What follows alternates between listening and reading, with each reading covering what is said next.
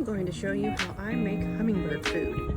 To make hummingbird food, you will need a clean hummingbird feeder, a measuring cup, some granulated sugar, and I've got a 1/4 cup measuring spoon.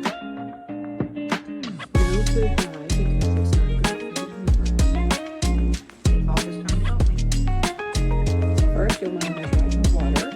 This feeder is about 2 cups, so I've got 2 cups of tap water, which I'm going to heat up in the microwave to please put the sugar melting. Next, you need to add 1/4 cup of sugar for every cup of water. Mine is 2 cups, so I'm going to put in about half a cup.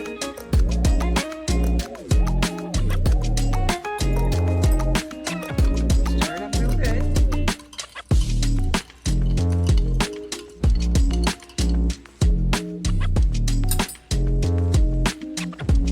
And pour it into your feeder and allow it to cool before you put it outside.